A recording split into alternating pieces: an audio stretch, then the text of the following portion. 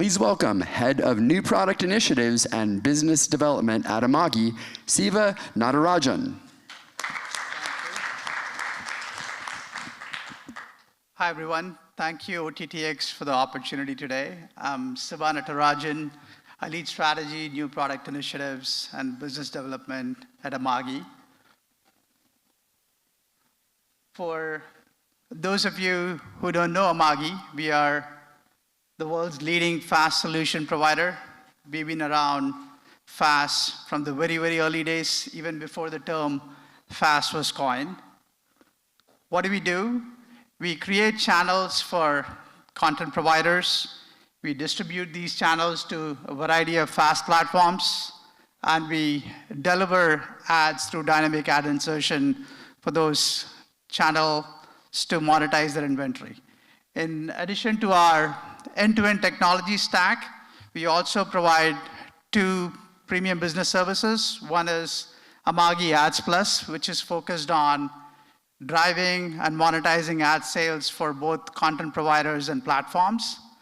And last month, we launched Amagi Connect, which is a content marketplace for content providers to list their channels on the Amagi marketplace. So any FAST platform from around the world can discover what channels are available via Amagi and source them to be distributed on their FAST service. And we count many of the world's large leading media entertainment brands to be our customers, as well as many niche, small, beloved brands as part of our customer portfolio. And we pretty much serve our content to most of the prominent streaming platforms out there. So we are in the thick of the FAST traffic, be it content providers sending us channels to distribute to various FAST services, be it FAST platforms that are looking at us to deliver dynamic ads for them, or be it advertisers who are looking at us to deliver their ads to the targeted audience. And we do it globally at a massive scale across many countries, geographies, and platforms. And in addition to FAST, we also play a major role in broadcast cloud-based playout solutions. We count NBCU as one of our major customers in that space. And just last month, we announced the first of its kind deal with Sinclair to migrate their on-prem local broadcast stations to the cloud. This is the first time such a venture has been happening, and Amagi is proud to be Sinclair's partner and vendor to be able to do that for them. But today we are here to talk about FAST, and to Mike's point, FAST is exploding, right? It's a thriving ecosystem, and there are three main stakeholders that we see as part of this ecosystem. First, content providers who are supplying a variety of channels to all kinds of FAST services. And then the FAST services who are delivering this content to the end viewers. And then most importantly, the hardware OEMs, right? They control the real estate, they control the access of all these FAST services to the end viewers. This is how we really see the FAST ecosystem to be, and this just simplifies it. If you look at the explosive growth that's going on in the ecosystem, there are over, I think, official count is 1,600 plus unique channels in the US. And over 500 of them were launched just last year, right? So more than one a day, a channel was launched last year.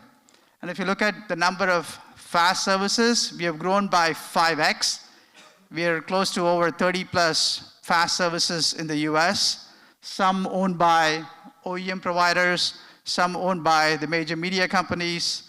So as more channels come up, more FAST services mushroom up to make sure that they're able to take all that content that's available.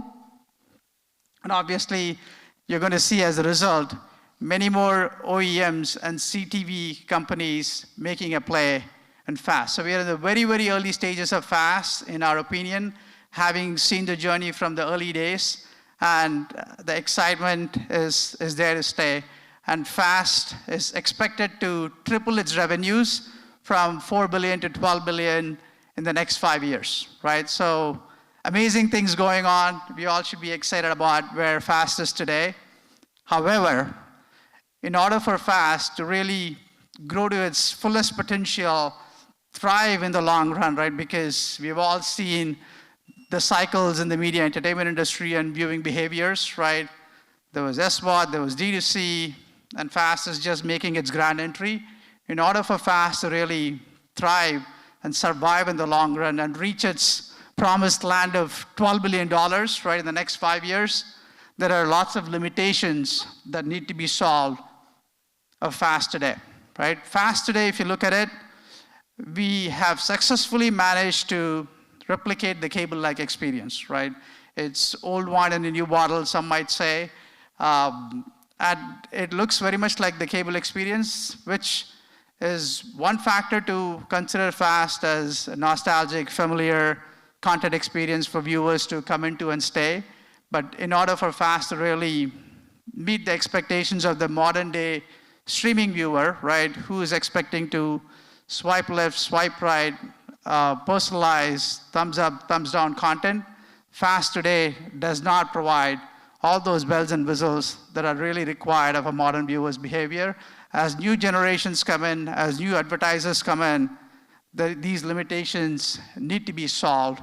And at Amagi, we have looked at all these problem statements collectively and are looking at FAST 2.0 as a collective set of features and set of initiatives you're investing in to further the ecosystem of FAST so that it works for content providers, it works for viewers, it works for platforms, and most importantly, it works for advertisers. Right? From a viewer standpoint, I mentioned there are 1,600 unique channels. There are way too many channels even in a FAST service, right? We have artificially placed a limit of 250 to 350 channels on a FAST platform. But kudos to us, we have successfully reintroduced the problem of paradox of choice from the on-demand world. So that needs to be resolved. And also, FAST is pretty much a one-size-fits-all setup. So everyone gets the same set of channels, irrespective of what your taste and preferences are. You get the same set of 300 channels, very much like the cable experience. And for content providers, it is a tall order to be able to get placement on a FAST service. Getting a distribution deal done is extremely limited because it's extremely hard because there is this limit that all these FAST services have imposed because they don't want to also overwhelm their viewers. So it's becoming extremely difficult for these content providers to find the channels placed on a FAST service.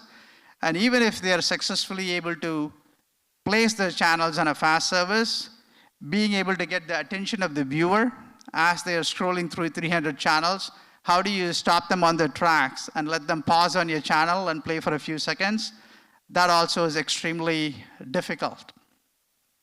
And then for FAST services, there is definitely a lack of differentiation, right? Many of them, if you look through it, I looked at the data points BB presented before, there is 80% overlap of content between the FAST services, right? The set of channels that you see on a Tubi or a Pluto or Vizio, the Roku channel, you see a major overlap of content between these FAST services, right? So how do you differentiate? How do you one-up over your other competitor is something that the FAST services are constantly struggling and trying to resolve in the FAST 1.0 world that we live in. And also the experiences are pretty inflexible and also straightforward, right? You come into a linear experience, that is the lure of FAST. Again, we live in a world of liquid expectations where we expect the convenience of Amazon or the speed of Uber at our local dry cleaner when we walk in, right? So when these modern viewers come into these FAST experiences, they expect to pause, fast forward, start from beginning. Such experiences don't exist in the current version of FAST that we're offering, that the services are offering. And for advertisers who are the main source of revenue in FAST, currently there isn't a lot of innovation going on in terms of ad units. You're simply repurposing the linear 30-second, 15-second video ads, and you're not really flexing the power of the rich OS the connected TV ecosystem is offering and providing contextual, flexible ads, in-context ads, innovative ads, non-disruptive ads as part of the advertising experiences. And also, Slate is something that is very unique and fast, right? If the ad server doesn't fetch you an ad, you as a viewer, you are being shown a slate for 15 seconds so that the other viewer is finished watching their ad and you both stay in sync so that the EPG is preserved, right? That's something very unique to fast, and definitely it's a disruptive experience. If the objective here is to engage the viewer, keep the viewer on your service, on your channel, expecting the viewer to sit through a 15-second "we will be back" slate I think is not practical at all, right? So at Amagi, as I mentioned, we have been looking at all these problem statements, for the industry at large, right? We understand that not everything can be solved by Amagi. However, we understand what are the interests of the various parties in the ecosystem. Hence, we are investing in an initiative called FAST 2.0, which we announced in our FAST LA conference last year. We are taking a viewer-centric approach first, because if we don't really have the engagement increasing on the FAST services, you're not really going to be able to extract as many dollars from the advertisers for your FAST service or FAST channel, right? So viewer-centric innovation really is focused on improving engagement, and as a result, monetization for the services and the channels. So what do, right? We want to bring, in a very simplistic way, streaming-like choices to cable-like experiences, right? And what do we mean by that? What are the foundational pillars that we are focusing on as part of FAST 2.0? First one is personalization. We heard a couple of speakers before talk about personalization. What we mean here by personalization is laser focused on linear personalization, right? Can one viewer see a different set of channels than another viewer, right? I can see a different set of 200 channels. You see a different set of 200 channels because those are according to our taste and preferences. It really unlocks this constraint these fast services have. As a result, they can onboard like 1,000 channels on their deck and curate a specific set of channels to specific viewers. And also, even if you go to the next atomic level, even within a single channel, say if you're watching a food channel, between 7 and 8 p.m., if you're a vegetarian, the program that you might see between 7 and 8 p.m. could be very different from a program another viewer could be seeing between 7 and 8 p.m. within the same channel. So that's the level of personalization we are looking at in the world of linear and fast. And with Amagi's technology, we're able to deliver personalized streams at a viewer level, at a geo level, or even at a device level based on various rules and configurations. The next one is interactivity. A simple way to explain this is think of a Spotify-like experience. You go into Spotify, you're listening to a song. From a song, you can jump to an album, to a playlist, to a radio. Think about a similar experience in FAST. You come into the middle of a show, you want to now play from beginning, or you want to stay on that show and you want to binge watch more, and you want to give thumbs up or thumbs down so that the content provider or the FAST service knows what your interests are. Those are options we are able to provide from the server side onto a channel streaming on a FAST service without having to really build a native app experience for that. And then the last one is ad sophistication, really talking about in-context ads. Are you able to scan a video frame, understand what the context of the frame is, in addition to genre, keywords, entities, and rich parameters to the demand side so that you can drive more impressions and higher CPM through sophisticated ad formats and non-disruptive ad units. So with this, I just wanted to play some concept videos that we showcased in last year's FAST conference.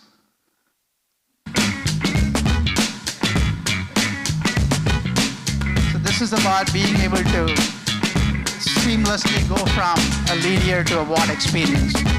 You're tuning in, you're in the middle of a show that is already playing, and dynamically through HLS markers, we're able to showcase by just for the viewer.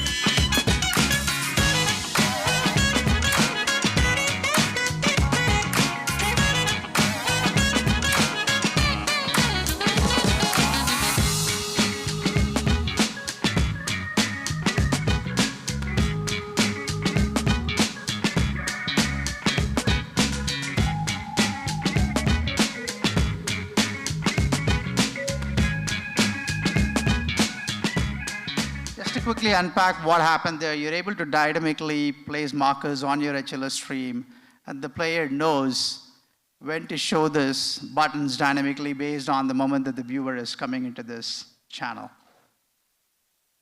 And this one is about sports, right? You're able to see when the viewer is coming into this, and you're able to show catch-up content or key moments of that specific program that the viewer is coming in here. You're coming into a soccer game, the score is 2-3. The first instinct is you want to go to YouTube and see who scored those, goals before that, but you're able to now keep the viewer on this program, and you're able to surface these buttons dynamically on the HLS stream and pull up those highlights that the viewer can catch up in picture-in-picture mode without having to leave this channel or get distracted with the second screen, right? The idea here again is to really increase the engagement of the viewer with the show, keep them on the service, keep them on the channel without having to let them reach for the remote control and flip, right? So these are concepts that we are actively working on. We're onboarding some exciting customers in the next few months, and you will see us bring this to life very soon.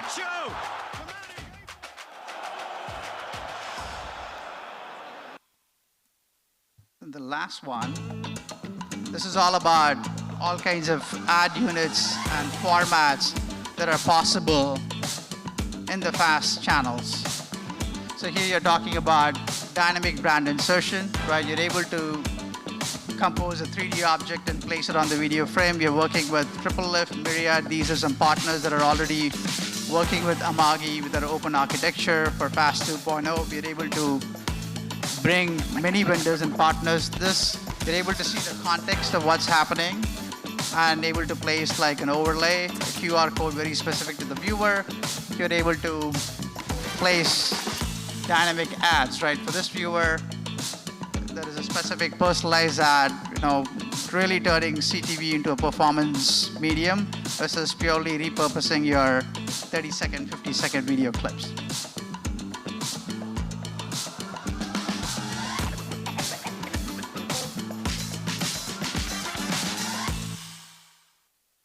Cool, so where are we today with FAST 2.0? Actually, at NAB this year, we were showcased as part of AWS partner booth, and we were picked as one of the primary demo that we showcased to the entire AWS community. We were joined forces by Excedo and Think Analytics. They came on board on the Amagi 2.0 ship, and they partnered with us to showcase what linear personalization would look like.